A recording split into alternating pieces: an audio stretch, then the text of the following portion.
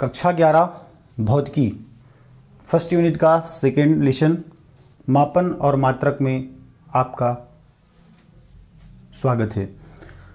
तो आज हम शुरू करने वाले हैं मापन और मात्रक। तो हम बचपन से ही आमतौर पर देखते आ रहे हैं, या तो हम पढ़े हों या ना पढ़े हों, या फिर हमें भौतिकी से हमारा वास्ता हो अथवा नहीं। हम बचपन से ही हमको बताया जाता है, जब हम घरों में रहते हैं तो हमें सिखाया जाता है कि जाओ बच्चा दुकान जाओ और 1 केजी शक्कर ले आना, 1 केजी आलू ले आना। तो हम बचपन से ही मापन को देखते आ रहे हैं। अब इसके अलावा हम मापन को समझते तो हैं, लेकिन हमें मापन को समझना है भौतिकी के आधार पर कि भौतिकी में मापन का क्या महत्व है। तो हम आपको बता दें कि मापन का भौतिकी में बहुत बड़ा रोल है। यदि मापन नहीं होता तो भौतिकी की शायद कल्पना भी नहीं की जा सकती थी। मापन इतना ज़्यादा आवश्यक है भौतिकी के लिए कि यदि मापन नहीं तो मात्रक नहीं, यदि मापन नहीं तो भौतिकी नहीं। तो आइए चलते हैं, हम पाठ के अंदर प्रवेश करें। तो आज हम आपको केवल बेसिक जानकारियाँ देना चाहेंगे मापन के बारे में। तो बेसिक जानकारी ये होगी कि भौतिकी में मापन का क्या संबंध है, और दैनिक जीवन में थोड़ा बहुत हम मिला जुला करके देखेंगे कि दरअसल मापन का भौतिकी से और दैनिक जीवन से संबंध है क्या। तो हम देखते हैं, जैसा कि मापन लिखा हुआ है, तो मापन का सामान्य अर्थ होता है मापना। मापन का सामान्य अर्थ होता है मापना, ठीक। तो मापन का सामान्य अर्थ है मापना, देख सकते हैं। तो मापना, किसी चीज़ को मापना, ठीक। जैसे हम गए दुकान में, अंकल 5 किलो आप आलू दे दीजिए, अंकल 5 केजी आप शक्कर दे दीजिए, शुगर दे दीजिए। तो ये क्या है? ये मापन ही तो है। हम बचपन से देखते आ रहे हैं, पर हमने आज तक समझा नहीं कि क्या भौतिकी में इस मापन का महत्व है या नहीं। तो जैसा कि मापन का अर्थ है मापना, ठीक। अब मापने का अर्थ यहाँ पे क्या होगा भौतिकी में? क्या किसी भी वस्तु को मापना? जी हाँ, वस्तु को मापना। पर वस्तु कैसी होनी चाहिए? वस्तु होनी चाहिए भौतिक राशि। कैसी वस्तु होनी चाहिए? भौतिक राशि। भौतिक राशि होनी चाहिए वस्तु, ओके। भौतिक राशि मीन्स, अब भौतिक राशि किसे कहेंगे? अब भाई भौतिक है, भौतिकी हम पढ़ रहे हैं, तो भौतिकी के अंतर्गत हम भौतिक राशियों का अध्ययन करेंगे, ठीक है। तो जैसे अब मापने का हम आपको सामान्य अर्थ बताएं, जैसे कि कोई वस्तु है, ठीक। जैसे हमने 2 वस्तु का हमें कंपैरिजन करना है। एक हमने पेंसिल ले ली और हमने ले लिया एक बड़ा सा स्टिक। अब कोई बोले बताओ बेटा इन दोनों में से बड़ा कौन है? तो आप बता देंगे कौन बड़ा है दोनों में से? स्टिक बड़ी है। अब क्यों बड़ी है? क्योंकि वो लंबी दिखती है, ठीक। तो वस्तु को मापना, वस्तु की लंबाई हमने देखी कि स्टिक की लंबाई अधिक है, तो स्टिक बड़ी है पेंसिल से, सेम दैट, ओके। तो हमने देखा भौतिकी में, तो किसी वस्तु का हम मापन करते हैं। अब जैसे कोई वस्तु है, अब यदि मापन नहीं होता, ज़रा समझिए, हम जैसे हम बिजली का बिल जब पे करने जाते हैं महीने के अंतिम में, तो क्या होता है, यूनिट्स हमारे बिजली जब मीटर चलती है घरों में, तो यूनिट्स का उसमें रीडिंग होता है। यूनिट्स का रीडिंग होने से हमें पता चलता है कि 1 यूनिट का प्राइस 4 रुपये है। तो हमने महीने भर में अगर 100 यूनिट हमने खर्च किए तो 400 बिल हो गया। तो हमने क्या समझा? मापन समझा। हमने मापन समझा कि 100 यूनिट हमने बिजली का बिल बिजली जलाया है, तो हम 400 रुपये पे करेंगे और हमें कोई समस्या भी नहीं होती, हम कहीं शिकायत भी नहीं कर सकते। इसी तरह कोई वस्तु, जैसे हम मोटर गाड़ी की बात करें, तो जैसे हमारी गाड़ी में पेट्रोल ख़त्म हो गया। अब हम क्या करें कि भाई गए टंकी तक या फिर किसी प्राइवेट दुकान के पास खड़े हुए, भाई साहब 1 लीटर पेट्रोल दे दीजिए। भाई साहब ने 1 लीटर पेट्रोल दिया। अब हमारी गाड़ी जो जैसी एवरेज है गाड़ी की, जैसे मान लीजिए हमारी गाड़ी की एवरेज 55 है, तो हम क्या समझेंगे कि भाई हम 55 किलोमीटर बड़ी आसानी से जा सकते हैं सामान्य दशा में, ठीक है। तो हम यदि मापन नहीं होता तो फिर भी दिक्कत हो सकती थी, हमें अंदाज़ा ही नहीं होता कि हम कहाँ तक जा सकते हैं, कहाँ रुक सकते हैं, है ना। तो मापन का सामान्य तौर पर हम अपनी दैनिक जीवन में भी महत्व देख सकते हैं। अब बात करते हैं भौतिक मापन में भौतिक राशियों की, ठीक। तो मापन है क्या? तो मापन हम कह सकते हैं किसी भी भौतिक राशि की किसी निश्चित मात्रक से तुलना करना मापन कहलाता है। ठीक, किसका मापन, किसकी तुलना करेंगे? भौतिक राशि की तुलना करेंगे। किससे करेंगे? किसी निश्चित मात्रक से तुलना करेंगे। ठीक, अब जैसे भाई क्या है, भौतिक राशि क्या है? जैसे मैंने कहा यह वस्तु कितनी लंबी है। ठीक, ये कोई वस्तु है, मैंने कहा यह कितनी लंबी है, तो हमने क्या देखा, वस्तु में हमने क्या नोटिस किया? वस्तु में हमने नोटिस किया लंबाई को। हमने किसको नोटिस की? वस्तु में लंबाई को। तो हमने ये तो नहीं देखा कि वस्तु क्या है, हमने वस्तु की लंबाई देखी। तो लंबाई हो गई भौतिक राशि। लंबाई क्या हो गई? भौतिक राशि। अब इसको माप सकते हैं किससे? मीटर से। तो मीटर हो गया उसका मात्रक। क्या हो गया? मात्रक हो गया। तो किसी भी भौतिक राशि की किसी निश्चित मात्रक से तुलना करना मापन कहलाता है। बात समझ आई? जैसे हमने एक बड़ा सा गोला उठाया, तो हमने क्या देखेंगे उस गोले का? उस गोले की लंबाई तो देखेंगे नहीं, हम उस गोले का द्रव्यमान देखेंगे। उस गोले का हम द्रव्यमान देखेंगे कि यह गोला है कितना भारी। तो इसको हम किससे मापेंगे? किलोग्राम से मापेंगे, ठीक है, या ग्राम से मापेंगे। तो वो हो गया उसका मात्रक। तो इस तरह से हम देख सकते हैं, जैसे द्रव्यमान के लिए किलोग्राम होता है। ठीक, भौतिक राशि क्या हो गया? द्रव्यमान हो गया। किलोग्राम क्या हो गया? मात्रक हो गया। बात समझ आई? द्रव्यमान क्या हो गया? हमारी भौतिक राशि हो गई। किलोग्राम हो गया आपका मात्रक।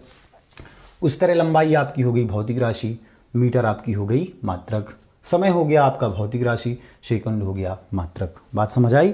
जिस भौतिक राशि की हम तुलना करते हैं किसी मात्रक से, ठीक, वह कहलाता है, वह क्या कहलाता है? भौतिक राशि कहलाता है। ठीक, अब हम देखते हैं थोड़ी मापन की आवश्यकता। भाई हमें मापन की आवश्यकता पड़ी तो पड़ी क्यों? मापन, चूँकि हम बहुत पुराने ज़माने की बात करें तो पुराने ज़माने में तो जब मानव सभ्यता का विकास होना शुरू हुआ था, ये कह सकते हैं, तो मापन की कई सारी पद्धतियाँ थी। अपने अपने क्षेत्रीय इलाकों में अपने अपने तरह से लोग मापन किया करते थे। ठीक, अपने अपने क्षेत्र में लोग अपने अपने तरीके से मापन किया करते थे। हाँ, तो पुराने ज़माने की मात्रक तो हम बताएं भी तो बताएं क्या, क्योंकि वो क्षेत्रीय होती थी। जैसे जैसे मात्रकों की आवश्यकता बढ़ी, व्यापार बढ़े, एक देश का दूसरे देश से संबंध बढ़ा, आयात निर्यात होने लगे, वस्तु विनिमय हुआ, तो क्या हुआ करता था कि एक देश से दूसरे देश में वस्तु विनिमय में बहुत समस्याओं का सामना करना पड़ता था। उनसे निजात पाने के लिए, इन सभी चीज़ों से निजात पाने के लिए, इन मात्रकों से निजात पाने के लिए सन 1971 में फ्रांस में देश के कई वैज्ञानिकों ने एक मीटिंग रखी और उसमें यह निर्णय लिया गया कि भाई अलग अलग कंट्रीज़ अपने अलग अलग यूनिट्स निर्धारित किए हुए हैं, तो ऐसा किया जाए कि सभी लोग मिल करके एक ही यूनिट्स तैयार कर लेते हैं मापन के लिए, तो जिससे कि विसंगतियाँ भी दूर हो जाएंगी, वस्तु विनिमय प्रणाली में अंतर्राष्ट्रीय स्तर में कोई कठिनाइयाँ नहीं होंगी। इसके लिए कई देश के वैज्ञानिकों ने मिल करके 1971 में यह निर्णय लिया। इसके बाद एशियाई पद्धति लागू हुई, जो कि सभी देशों में सर्वमान्य है। अब आप चाहे अमेरिका चले जाएं, चाहे दुबई, जापान, कनाडा, जहाँ भी चले जाएं, यदि आप वहाँ के मार्केट में जा कर के बोलें कि भैया 5 kg पोटैटो चाहिए, तो वहाँ कोई दिक्कत नहीं है, क्योंकि यूनिट सबके एक जैसे हो चुके हैं। तो आप समझ गए होंगे कि मापन की आवश्यकता क्यों पड़ी, और अंतर्राष्ट्रीय स्तर पर इसको एक जातीय बनाने के लिए इसकी सर्वाधिक आवश्यकता थी, जो कि पूरी हो चुकी है। अब वस्तु विनिमय प्रणाली में, आयात निर्यात में, एक कंट्री को दूसरी कंट्री से किसी भी वस्तु के इंपोर्ट एक्सपोर्ट में कोई दिक्कत नहीं होगी। अब यह देखते हैं, चलिए आगे अब देखते हैं कि मापन की आवश्यकता तो कंप्लीट हो चुकी है। अब देखते हैं कि जैसे मापन में हमने पढ़ा कि किसी भी भौतिक राशि की किसी निश्चित मात्रक से तुलना करना मापन कहलाता है। ठीक है, कोई भौतिक राशि होगी, उस भौतिक राशि की हम तुलना करेंगे किससे? किसी निश्चित मात्रक से करेंगे। ऐसा तो नहीं कि भाई हम लंबाई देखना है हम इसको किलोग्राम से माप दें, लंबाई देखना है इसको सेकंड से माप दें, लंबाई देखना है इसको केल्विन से माप दें। ऐसा होगा क्या कभी? नहीं, इम्पॉसिबल है ना। तो कोई भौतिक राशि होगी और उस भौतिक राशि की एक निश्चित मात्रक होगी। बात समझ आई? जैसे द्रव्यमान है, किसी वस्तु का हमें मास निकालना है तो उसके लिए किलोग्राम होगा। कोई वस्तु है, उस वस्तु की लंबाई देखनी है, उसके लिए मात्रक यूनिट क्या होगी? आपकी मीटर होगी। समय है, उसके लिए मात्रक आपका सेकंड होगा। ठीक, इस तरह से भौतिक राशियों के मात्रक निर्धारित किए गए, और किसी निश्चित भौतिक राशि का कोई निश्चित मात्रक ही होता है। अब आते हैं आगे भौतिक राशियों के बारे में, जिसको हम अंग्रेजी में कहते हैं फिजिकल क्वांटिटीज़। ओके, तो भौतिक राशियाँ क्या हैं? चूँकि हमने पढ़ा मापन में कि कोई भौतिक राशि है, उसकी तुलना करेंगे किसी निश्चित मात्रक से, तो भैया ये तो जान लें कि भौतिक राशि है क्या। तो भौतिक राशि क्या है? वे राशियाँ जिन्हें एक संख्या द्वारा व्यक्त किया जा सके। ठीक, एक नंबर होगा, एक नंबर से व्यक्त करेंगे और मापा भी जा सके। ठीक है, एक संख्या से व्यक्त करें और माप भी सकें, वे राशियाँ भौतिक राशियाँ हैं।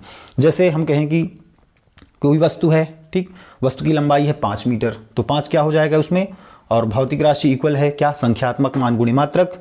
तो जैसे लंबाई 5 मीटर, तो संख्यात्मक मान क्या है? 5, और मात्रक क्या हुआ लंबाई का? मीटर। मतलब मीटर 5 टाइम मल्टीप्लाई है। ओके, मीटर कितने टाइम न्यूमेरिकल वैल्यू में, नंबर वैल्यू में कितने टाइम मल्टीप्लाई है? 5 टाइम। उसी तरह समय, ठीक, कोई वस्तु है, किसी वस्तु को हम 20 मीटर तक फेंकते हैं तो 6 सेकंड का समय लगता है ना, तो मात्रक क्या हुआ? सेकंड, और सेकंड कितने बार मल्टीपल है? 6 टाइम मल्टीपल है।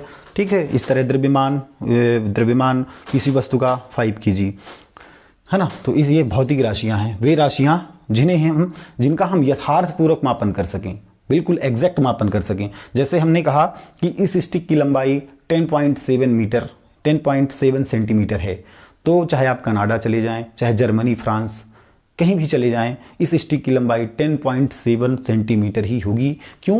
क्योंकि मापन सभी देशों का एक जाति हो चुका है, अब मापन में कोई भेदभाव नहीं है, इसलिए अब भौतिक राशियां भी एग्जैक्ट हो चुकी हैं।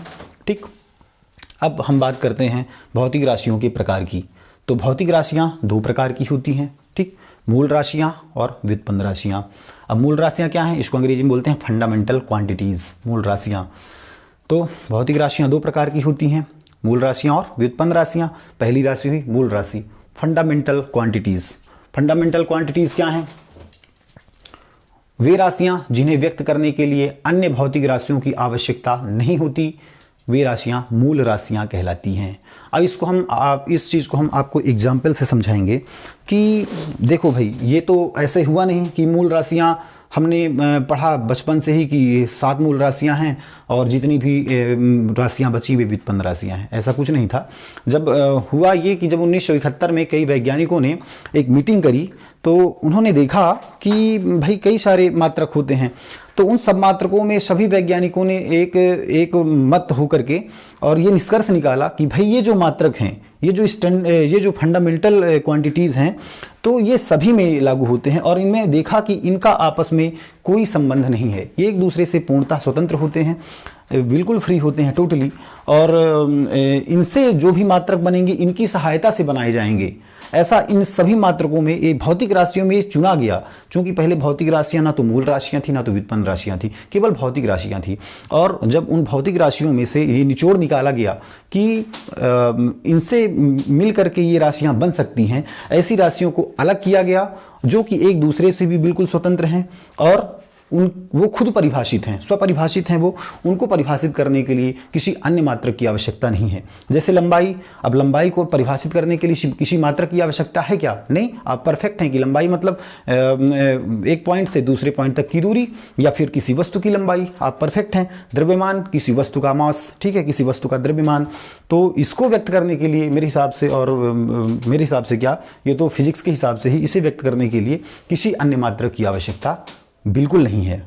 ओके, तो अब मूल राशियों को हम एक सिंपल सा एग्जाम्पल लेके समझें कि मूल राशियां, इसको हम थोड़ा समझें, थोड़ा और अंदर तक जाएं, तो मूल का मतलब समझ में आता है कि मूल मीन्स बहुत पुरानी राशि। बहुत पुरानी, कितनी पुरानी राशि?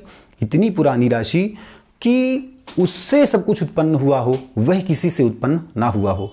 जैसे हम बात करें कि हिंदू धर्म में एक कहावत आता है या सुनने में आता है कि भगवान शिव के माता पिता कोई नहीं है। ओके, भगवान शिव के माता पिता कोई नहीं है, भगवान शिव से सब कुछ उत्पन्न हुआ है, शिव किसी से उत्पन्न नहीं हुए, शिव से सब कुछ उत्पन्न हुआ है और शिव ही आदि हैं, शिव ही अंत हैं। उसी तरह हम समझ सकते हैं कि मूल राशियां शिवजी हैं। क्या समझ सकते हैं कि मूल राशियां शिवजी हैं, है ना। अब शिवजी से सब कुछ उत्पन्न होगा, शिवजी से सब कुछ उत्पन्न होगा, गंगा उत्पन्न होंगी, ठीक है, जितने भी एक्टिविटीज़ आप देखेंगे तो इस मापन और मात्रक में, वो सब मूल मात्रकों से ही होगा। ठीक है, तो मूल मात्रक को क्या समझ लें, इसको समझ लें अपन शिवजी। हाँ भैया, अब ये शिव जी हैं 7, ठीक है, उनके 7 रूप हैं, ऐसा समझ सकते हैं। और इनसे सब कुछ उत्पन्न हुआ है। जितनी भी राशियाँ इनके अलावा होंगी, लंबाई है, द्रव्यमान, समय, ताप, विद्युत धारा, ज्योति तीव्रता, पदार्थ की मात्रा, इनको छोड़ करके जितनी भी राशियाँ होंगी वे सब व्युत्पन्न राशियाँ होंगी। मतलब वे खुद से उत्पन्न नहीं होंगी, व्युत्पन्न। व्युत्पन्न मीन्स से उत्पन्न। अब किससे उत्पन्न? अन्य मात्रकों से उत्पन्न। अन्य मात्रकों से किससे उत्पन्न? मूल मात्रकों से उत्पन्न। समझ में आया? तो व्युत्पन्न राशियां वे राशियां जो मूल राशियों से व्युत्पन्न होती हैं या व्युत्पन्न की जा सकती हैं, व्युत्पन्न राशियां कहलाती हैं। जैसे क्षेत्रफल, है ना। अब किसी एरिया, किसी भी जगह का हम एरिया निकालें तो क्या होगा? लंबाई गुणे चौड़ाई, ठीक है। तो उसमें लंबाई भी है, चौड़ाई भी है, तो लंबाई को भी हम लंबाई से मापेंगे और चौड़ाई को भी लंबाई से मापेंगे। दरअसल चौड़ाई भी लंबाई है, ठीक है। लंबाई, चौड़ाई, ऊंचाई, तीनों क्या हैं? तीनों लंबाइयां हैं। पर जो ज़्यादा लंबा होता है उसको हम लंबाई बोल देते हैं, जो कम लंबा होता है उसको चौड़ाई बोल देते हैं, ठीक है। और मापेंगे दोनों को हम मीटर से ही। जैसे आयतन हो गया किसी वस्तु का वॉल्यूम, ठीक है। वॉल्यूम क्या होता है? लंबाई गुणी चौड़ाई गुणी ऊंचाई, लंबाई गुणी लंबाई गुणी लंबाई, L³ बन जाएगा ये। इस तरह घनत्व है, वेग है, त्वरण है इत्यादि, ये सब क्या हैं? व्युत्पन्न राशियाँ हैं, ठीक। तो आज हमने जाना कि मात्रक है क्या, मापन है क्या, मापन की आवश्यकता क्यों पड़ी, मापन किसका करेंगे, मापन करेंगे किसका? भौतिक राशियों का। और भौतिक राशियाँ कितने प्रकार की होती हैं? ओके। तो हमने मापन में जाना कि मापन है क्या? किसी भी भौतिक राशि का किसी निश्चित मात्रक से तुलना मापन कहलाता है, ठीक। ये मापन हो गया। और भौतिक राशि के बारे में हमने जाना कि वे राशियाँ जिन्हें एक संख्या के द्वारा व्यक्त किया जा सके और मापा भी जा सके, भौतिक राशियाँ कहलाती हैं।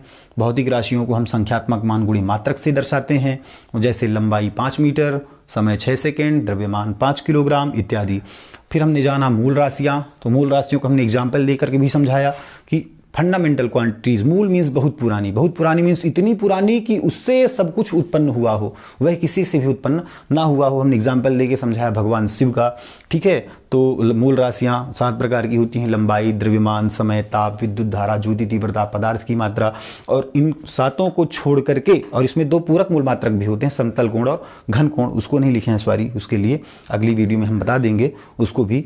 और मूल राशियों के अलावा, मतलब इन 7 मूल राशियाँ और 2 पूरक मूल राशियाँ भी हैं, जिसको हमने बताया अभी, समतल कोण और घन कोण। उसको छोड़ करके जितनी भी राशियाँ हैं वे सब व्युत्पन्न राशियाँ हैं। अब चूंकि मूल राशियों की संख्या तो सीमित है, 7 ही है, लेकिन व्युत्पन्न राशियों की संख्या हमें नहीं पता कि कितनी है। ये 600 भी है, 700 भी है, 1000 भी है, 1500, पता नहीं कितनी है ना। व्युत्पन्न राशियों की संख्या के बारे में हमें पता नहीं, पर हम व्युत्पन्न राशियों को जैसे जैसे अभी तो इस अध्याय में हम पढ़ेंगे इसके बारे में, जितनी भी राशियाँ दी हुई होंगी, जो हमारे काम की होंगी, उनको हम पढ़ेंगे। और फिर या कि फिर हर अलग अलग चैप्टर में हम राशियाँ पढ़ते जाएंगे, व्युत्पन्न राशियों का अध्ययन हम करते जाएंगे, ठीक है। तो इस तरह से हमने आज मापन का बेसिक चैप्टर आपको समझाया। तो आशा करते हैं कि आप सभी को समझ आया होगा। और इसी के साथ धन्यवाद आप सभी को, शुभकामनाएं, बहुत बहुत हार्दिक शुभकामनाएं आप